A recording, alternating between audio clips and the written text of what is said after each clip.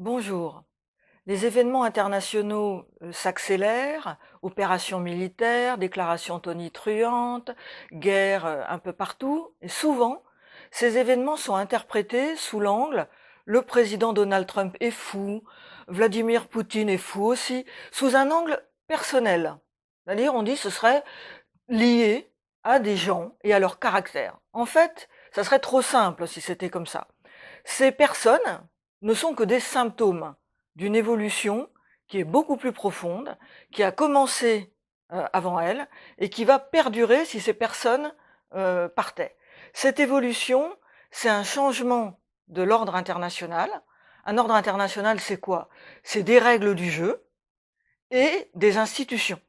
C'est-à-dire, on se fixe un certain nombre de cadres qui n'empêche pas évidemment les puissants d'être puissants, les faibles de chercher à sauver leurs intérêts face à ces logiques de puissance, mais il y a un cadre avec un langage commun qu'on appelle par exemple le droit international. Et aujourd'hui, on a des puissances qui nous disent ce droit, on n'en a pas besoin, ce droit n'existe pas, c'est même à la limite un inconvénient, ça nous embête. Alors, il y a aussi des gens qui nous disent: «Mais de toute façon, c'est pas très grave, parce que le droit international a toujours été violé, donc au fond, puisqu'il a toujours été violé, on peut douter de son existence».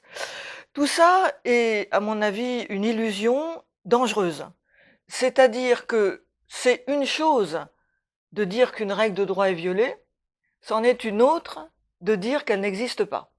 C'est-à-dire quand une règle de droit est violée, elle existe quand même en tant que point de repère. Et c'est justement parce qu'elle existe qu'on peut dire: «Ah ben on a franchi les bornes. Ah ben on est sorti du cadre». Si vous n'avez pas de règle, vous n'avez pas de point de repère, vous savez jamais où on en est et au fond, vous ne savez pas à quel jeu on joue. Donc il y a un intérêt extrêmement, important à rappeler des règles et à rappeler un cadre, par exemple l'Organisation des Nations Unies, qui, même si elle a des défauts, est quand même un lieu qui sert depuis 80 ans de forum de discussion, qui permet aux États d'échanger leurs idées, d'évaluer aussi peut-être un certain nombre de problèmes et on l'espère, et ça s'est déjà produit souvent, trouver des solutions. Alors nous, citoyens, dans tout ça, on n'est pas au pouvoir.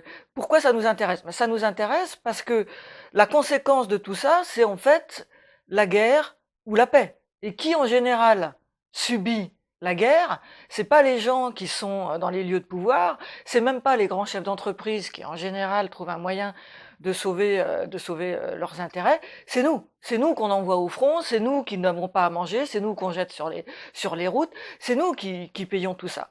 Et la grande leçon de la période actuelle, c'est que le droit international, les Nations Unies sont des objets de militance pour nous, les citoyens.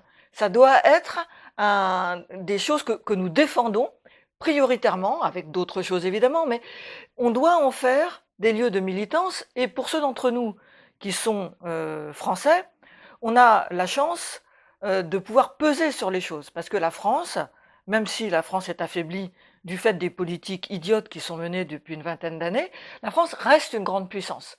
Elle reste une puissance militaire, une puissance nucléaire, membre permanent du Conseil de sécurité, avec un très grand réseau d'ambassades, dans le monde, une histoire, une vie intellectuelle et politique. Et donc ce que nous faisons quand nous nous engageons peut avoir un effet réel sur la marche du monde.